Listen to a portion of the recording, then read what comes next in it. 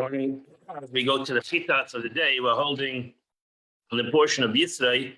We're holding in the second reading. Today is Monday, and we're holding the second reading. We're holding chapter 18 of the book of Shemos, the book of Exodus, chapter 18, verse number 13. Even Mochras was in the next day. And Moshe Rabbeinu sat down to judge the people. And Moshe sat upon the people from the morning until the evening. So this is talking actually about much later. Rashi says, "Vayivim Machras." This is talking Motzei Yom Kippur.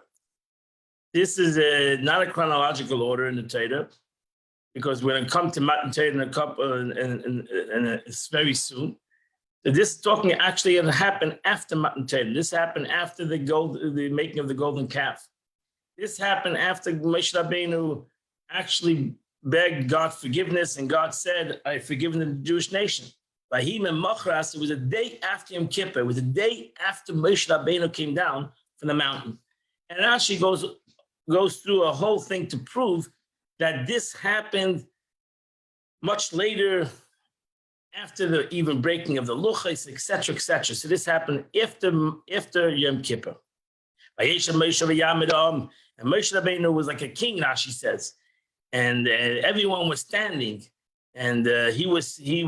That's why the Torah continues and said that the people will not be able to handle this.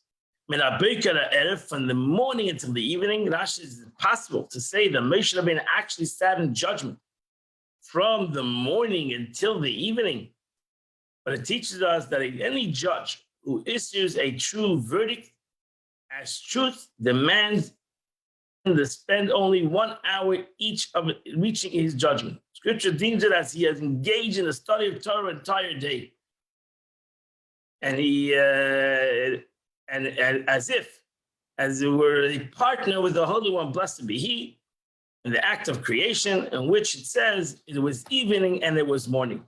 So a judge should realize the responsibility that he has when he comes and he does a judgment, when he sits in a din Torah in a Jewish court. And the father of Moshe saw everything that he was doing. He said to him, "What are you doing? Why are you sitting by yourself? And the entire Jewish people are standing upon you. From the morning until the evening." Verse 15. Moshe Rabbeinu told his father-in-law. His father-in-law was already bossing him around. And Moshe Rabbeinu told his father-in-law, because the people are coming to me, Lidish Hashem, to find out, to see God. I'm the place to come to. Kivara, she says, they're coming in the present tense. Lidish Elakim, Rashi, to understand is that I make open to seek teaching from God. Like when there's ever a case, they come to me. Shaftei ben Ishu ben the Eir, when I judge between man and his neighbor. And I teach them the statutes of God and his teachings. So that says the one who has a case comes to me. The whole interpretation of it. What kind of cases were they having in the desert right after coming out of Mitzrayim? What were all these cases that they were having? Where they were already having cases and arguments between one another. So his father-in-law told him, this is not the good thing that you're doing. So as she says, a token of honor, scripture refers to him as the king's father-in-law. Moshe Rabbeinu was the melech, so to say the king. You will surely wear yourself out, both you and both the people. Because it's just too much for one person. You cannot do it alone. You need to delegate. This is the first expression that you need to delegation. You need to give over some authority. Tivarash said, the Targum renders, you will surely wear yourself out. The expression of withering. One person taking care of all this will wither. Also you, this comes to include Aaron, Chur, and the 70 elders. It's even possible for this whole group of 73 people who are going to be able to handle millions of people and their questions and their struggles and expression. Its weight is greater than your strength. So therefore, listen to what I have to tell you. Listen to my advice. To my advice, and God will be with you. You represent the people before God. And you will bring what needs to be brought before God. Now she says, in this council, he just said to Moshe, go consult the Eibishter. Don't take it from me. I'll give you the advice, and then you go and ask God if it's a good advice. You're going to be a messenger, an intermediary between them and God, and one who inquires him concerning the laws, the matters of quarrels. You will admonish them. Concerning the statutes and the laws. And you'll give them the way that they will go, and what they should do. This is my advice, verse 21. And then you need to choose for the entire nation, men of substance, men that fear God, you need to find men of truth, who hates monetary gain. This is hard to people. You have to find strong people, God-fearing people, truthful people, people that hate money, can bribe them. And you'll appoint over them leaders of thousands, Sari Mayas, leaders of hundreds, Sari Chamishim, leaders of 50s, Sari Asara, leaders of 10s. Rashi says, "Va'ata techza." It's an interesting word over here. Techza.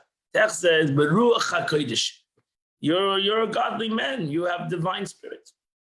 Anshi chayil. What means men of substance? Wealthy men. You need to find men that are wealthy, who do not flatter or show favoritism. Anshi emes. What means men of truth? These are people who keep their promise, upon whose word one may rely. And thereby the commands will be obeyed. They're honest people. You know you can trust them. Stoine betza, one means a person who hates monetary gain. He who hates to have their own money, property, and litigation. It's an interesting concept. Rashi says this is a person who says, you know what, I'm not going to go to Besdin. I'm going to give it away. I'm not interested in fighting. They say any judge whose money is exerted through litigation is not a judge. So a judge who fights his own courts, who has to go fight over his own property, means that he's too much involved in money. And a person that is saying betza, doesn't care about his own money, means he says, I'm willing to forgive and give my money away.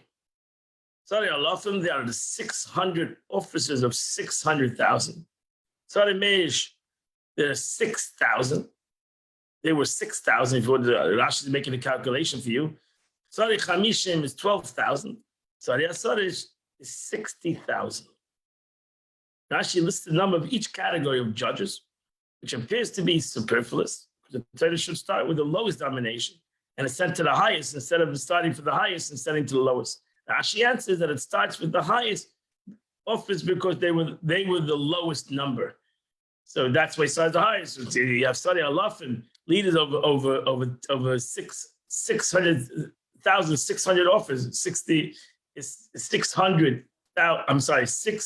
officers. Starts with 600, and then it goes down to 6,000, and then it goes to even more, 12,000, and it goes to 60,000. So you're going to have ultimately, now you're going to have a lot of people. You're going to have a lot of people that will be able to handle everything that's going on with millions of people. There's a lot of things going on. and a lot of laws that need to be transmitted and taught, etc., etc. So you need to be able to delegate. So here, Moshe Rabbeinu was asked to delegate ultimately to 76,600. Shaftuam, and they will judge the people. Chales in all times. And there will be that any big matter they'll bring to you. Every small matter, they will judge. And they'll be easier for you, and they'll carry the burden with you. And ultimately, that was the setup of the judicial system in the Jewish people, which every tribe had their own courts, and then there was the head court. The time Moshe Rabbeinu, he was the head court with the 70 elders, and so too throughout history in the Beis Hamikdash there was the Sanhedrin, the head court of 70 or 71 people, like in the desert, and there were courts, smaller courts of 23, courts of 3. There were many courts in the Jewish people. Until today, there are many, many courts. B'shaftu b'dayin loshen tzivur, they will judge. Hakel me'alecha, this arrangement will serve to make easier for you, so you'll be able to handle the situation. And if you will do this thing, it's self-understood. The Eibishter will command you to do this. And you're going to be able to stand. And if you'll establish this judicial system, then the entire people will come to its place in peace. Because there's always going to be needed in the Jewish people, Jewish courts, many Jewish courts, to be able to handle all Jewish law between people. That's just consult God. If He commands you to do so, you'll be able to endure. But if He prevents you from doing so, you will not be able to endure. I promise you, you're not going to be able to deal with all these people single-handedly. And also the people, Aaron, Nadav, and Avi, and the 70 elders who now accompany you, even though right now you also have like 70, 72 people that are with you, but it's just not enough people. And ultimately, next portion, the Eibishter agrees, and we established in the desert the judicial system that the Jewish people have until today. And that completes, but as I said, there's no chronological order. This was actually said after the story of the giving of the Torah, after the story of the golden calf. This was said much later. Okay, we're going to go to the chapter of Tanya, the Tanya of the day. And the Alter Rebbe continues. We're holding chapter 21 of Tanya. The Alter Rebbe continues in explaining the aspect of thought and speech. And this is important because the Alter Rebbe wants to impress upon us that everything that we see in ourselves, in our day-to-day lives, is really a reflection of what can be seen in God, in the godly realm, so to say. The aspect where God created the world, because we are a small world. Every human being is a small world. So just like Arizal says that the world was created with 10 manifestations, so too the Alter Rebbe says every human being has himself 10 manifestations. From wisdom till Malchus, every person has these 10 levels.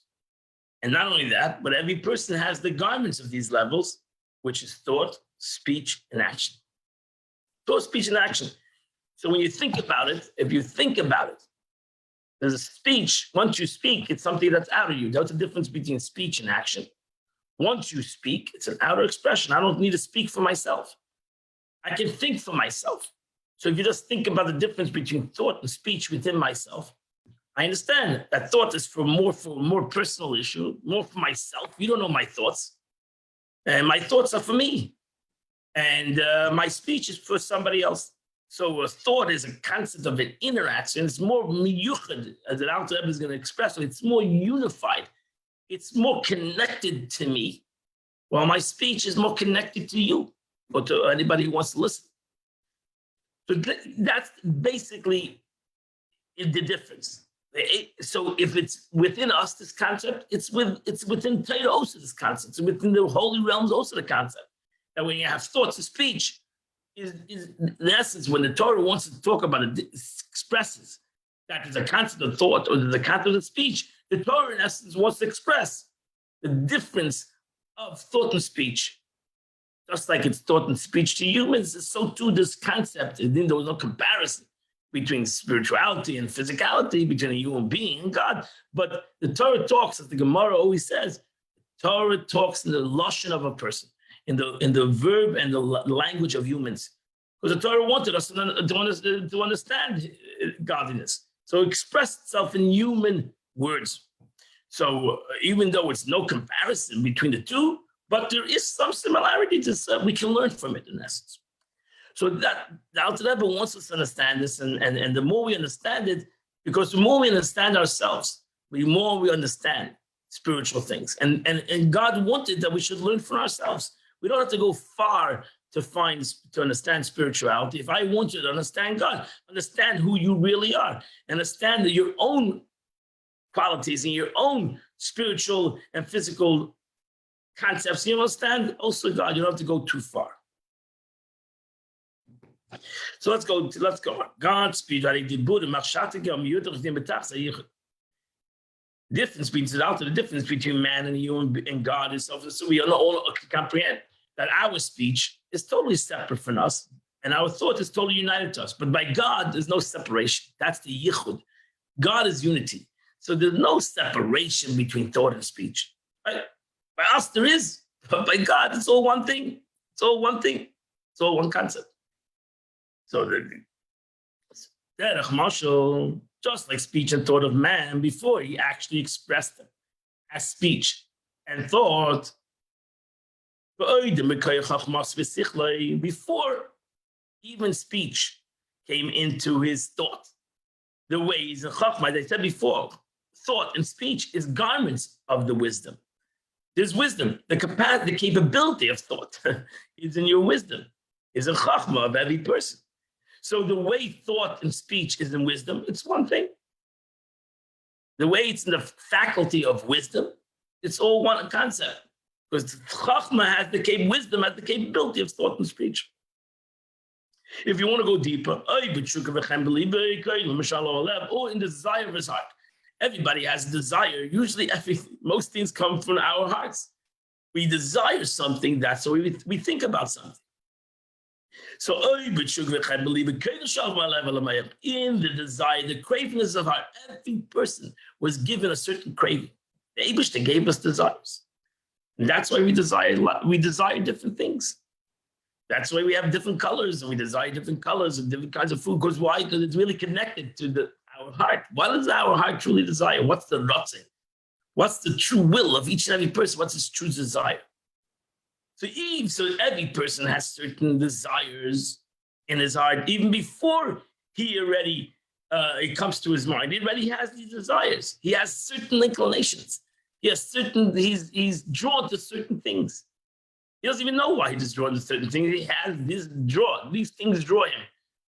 And because these things draw him, that's why he thinks about it. And because he thinks about it, that's why he speaks about it. So really, in essence, you want to go deeper, before it even comes to his wisdom, it really comes to his desire. Which is Chassidus and Kabbalah, that's the ratzon, the will. That's why the expression, where a person wants to be, that's where he is. Where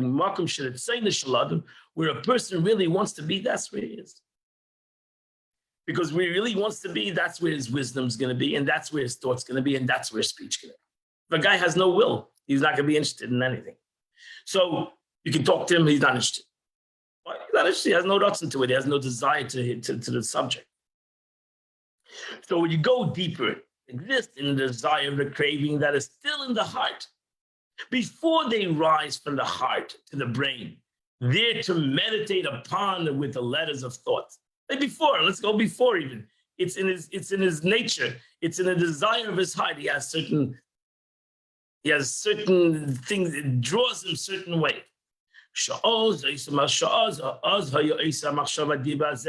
that in the desire of his heart, the thought and the words, it was all in the strength, in the potential state of the heart. So in the desire of his heart, over there it's united with an unbelievable unity. Over there, everything is one. That's the power of desire. That's the power of ratzon. That's why it's so, when you realize, you see this concept in a person that has, God forbid, a negative way, and the person has addiction. We see that he can talk. It doesn't go anywhere because his desire is someplace else. He can't comprehend what you're telling him. He doesn't have that understanding. You have to really understand how to talk to his desire. How to go, you have to be a professional to know how to talk to his ratzon and to be able to explain to his desire. That's not a good desire. But over there, you see the negative way, the power of the heart. As much as we say the mind rules the heart, it doesn't always rule the heart because the desire of the heart is extremely strong. The mind is even stronger, but it's sometimes very difficult thing to overcome one's desire. So if you understand this thing, if we can comprehend this thing that the Eibishter created within a human being, thought, speech, and the source of thought and speech is really wisdom. The source maybe of that wisdom comes from his heart. That's why he has that wisdom. He wouldn't have even the wisdom and interest in the wisdom if he didn't have a tshuka, if he didn't have a desire to it, if he didn't have a will to it. So really everything really comes from one's will. So in this will of a person, it's before thought, it's even before wisdom. In this desire, everything is in it. Everything is in this ratzon. That's why I said the expression before, where a person's will is, that's where he is. He's already there. When a person has a true ratzon, a true will, that's why he says you should learn to a thing that you like. You should work in a place that you have a desire to work in. Why? Because if you're going to have a desire for it, if you're just going to learn out of force, or you're just going to go and do these things out of force, it's not going to work. It's ultimately you're going to be miserable. So a person needs to have a desire to it. He has to wake up in the morning and run to work because he has a ratzon. There's some kind of, he's gaining something. He's getting something out of it. He's hana. Well, it says a person doesn't sin unless he gets some of the hana from it. Nobody's going to go sin if he doesn't have hana. So we all have hana. We have a desire to it. We almost run to it. Chochmah is to run to do something good, as we run to do something maybe negative. So now, if you understand this well, okay? So in case of a mortal or a human being, his thought and speech are completely unified with him before he speaks. At that point, the letters which can constitute his thoughts and his speech are still telescope within that their source.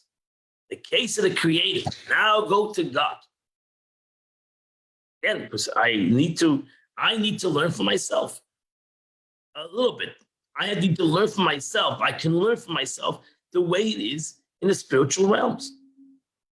However, his thought and speech remained unified with him even after he thinks and speaks. That's the greatness of God.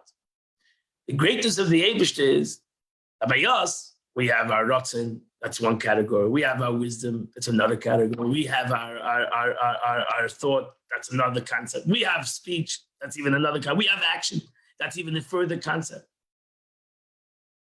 And sometimes it's hard to see the unity between all three, between all these entities.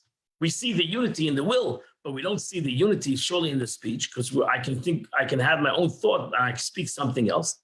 I can surely say something else and do something totally different. Eibishter, by God, it's all, as an action, it's in his thought. That's unity by God. That is unity. We don't have unity. We don't even have unity between thought and speech.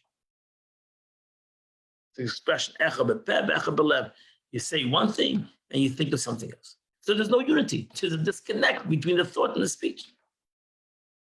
Even though speech comes from thought. But still, I have disunity. And surely between thought, speech, and action is a total disunity. The Eibishter, that's the unity by God. Unity by God means there's no difference between his between his will, between his thought, between his speech and his action. It's all unified as one. So just like it's united with him, now you understand why the Eibishter and his Torah is one. God is Torah. Torah is God, even though the Torah is the words of God, the wisdom of God, but there's no separation between God and his wisdom. There's no concept. We're thinking in human terms. So in human terms, my wisdom and me are two different things. Right? I have a wisdom, I have a job. We use that wisdom for my job. Well, that's not me. That's my job.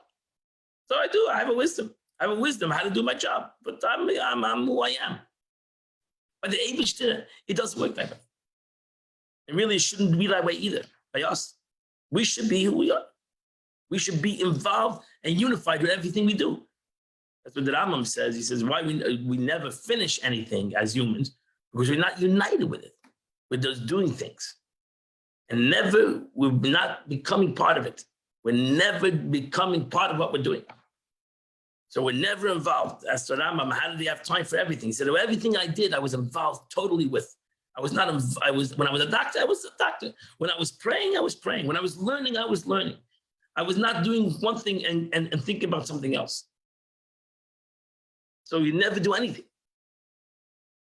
So a person needs to learn from the Eibishter in essence that he should be involved totally in what he's doing. Because the Eibishter is united in everything he's doing. Even though, so the Eibishter, so to speech, even after speech had already become materialized in the creation of the world. His speech, right? His speech created the world. So the Eibishter, you would say, oh, the Eibishter spoke something separate from him, just like speech is separate from a human being. He speaks, and now it's separate from him. No, the Eibishter, his speech is still united with him. There's no separation. That's the meaning of Yechudish ala Kadosh Baruch Hu. That means the unity of God.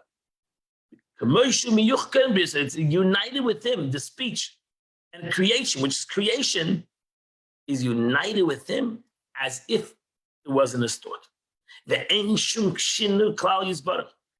There's nothing whatsoever changed by the revelation of his creative powers in creation. The change wrought by creation exists only with God's created beings. It's not to God, but to us. To us, there's a difference. The way to us, revelation is different. Some people have a greater revelation. Some people don't. So to creation. There's 4 levels in creation. Doimim, Tzemeach, Chai, Medaber. Doimim is inanimate. Tzemeach is vegetation. Chai, today is Tu B'Shvat, celebration of trees, celebration of vegetation. Chai is living things, and Medaber, humans. Why these 4 levels? Because in these 4 levels, you'll see the relationship and the revelation of God in these 4 levels. In Daimim, an inanimate thing, you don't see, is less revelation. And in Chai, you see vegetation, it's living, it's growing, there's a growth. You see greater revelation. With animals, you see even a more greater relationship, and selfless, hopefully in a human being. You see a greater relationship with God than in a rock and vegetation and even an animal. Because we are greater, not that we're greater than any one of them, but we are a concept of greater revelation of godliness and the connection between us and our Creator. And therefore we have a different purpose. We're not animals.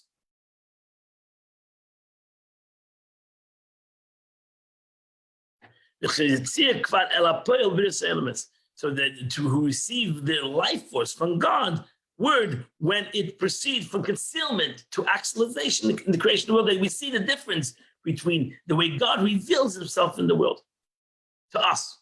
But to God, there's no difference between a stone and me. Both are creation by him. Both were created by him. And both are united with him. And both need him.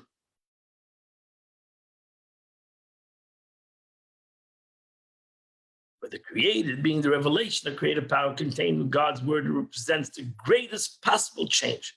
The passage from non-existence into existence. Since they came into being, only the divine word begins to actually create the worlds. So therefore, we came from nothing. So we have the greatest change from nothing to something. The Rebbe says why today is the birthday of trees, because just like trees continue to grow, we need to continue to grow. We need to continue to go from nothing to something. We need to always constantly create another something to go higher and higher. Which clothed himself to give the world its life. Through the process of gradual ascent from level to level, from the higher level referred to the Elo, the cause, to the lower level, the Olo, the cause and effect. So we, the human or the world, goes through a cause and effect situation. It's a downward gradation by means of numerous various contractions. So tzimtzum, which means the revelation of God. So we go through contractions. Certain things have more revelation, certain things have less revelation. Why? Why do we need to have tzimtzum? Why do we need to have revelation or less revelation? Because self-understood. For the physical thing to survive in a physical way, we need to have a concept of diminishing of the power of God, because if not, the thing would disappear. So we need to have that concept for our free choice. And even though it's simple, for our free choice, we need to have that concept. If God was revealed with us, we would lose our free choice. The Eibishter wants us to choose God. To reveal God. We need to reveal it. That's why it's hidden. It's hidden, so we will be able to reveal it. If it was revealed, then we didn't have to reveal it. It's revealed. God's words is standing and it's contracted to the point where the created beings can derive their life force and existence without losing their identity. That's what's important.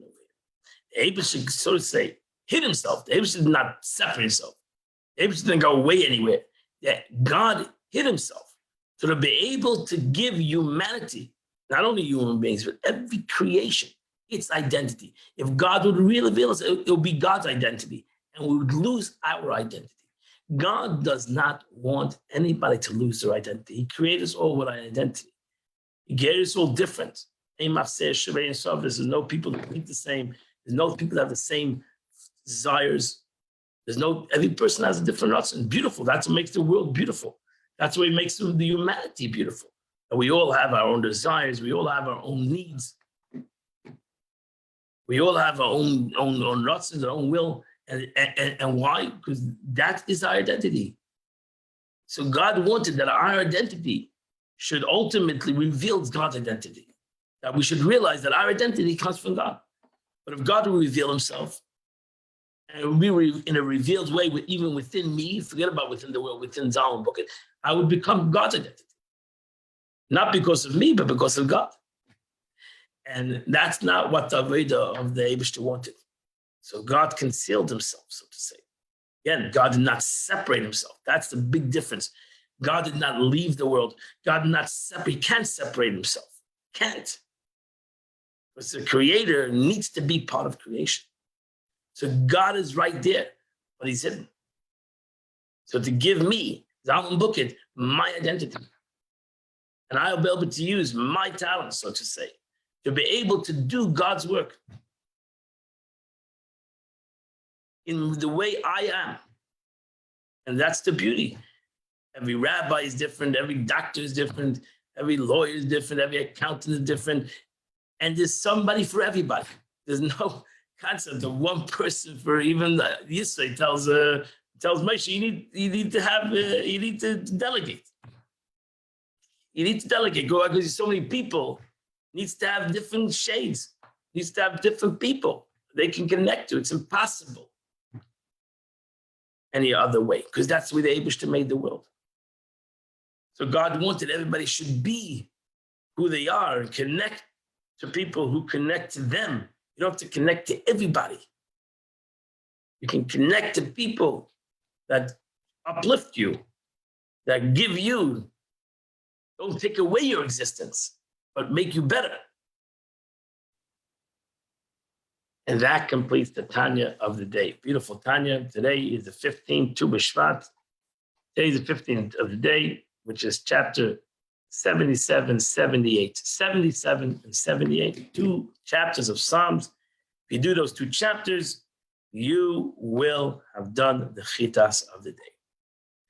I want to remind everybody tonight at 6:30, we're having a Tu B'Shvat Seder. I believe there's a few seats left available at this Seder at 6:30. If you want to be part of it, it's not going to be on Zoom. It's only going to be at the Chabad. If you want to be part of it, you can still call the office 487-2934 or go online and book your seat. Could be part of this Tu B'Shvat Seder. That's going to be a beautiful Seder with beautiful fruits of the land of Israel, the world in general, and we'll have a learning experience as we journey with the beautiful fruits of Israel, and we journey through the Torah. And why did God pick these beautiful fruits? According to self instead of according to Chassidut, and it'll be a beautiful evening of joy of the Rosh Hashanah to the trees. May God give the trees a good year, a happy year, and a healthy year, because their health is our health, and may be a good year for all. I wish you all a great day, a happy Tu B'Shvat, and see you tomorrow morning in Mitzvah. Sure, at 8 o'clock, we'll continue the chitas of the day. Have a wonderful day.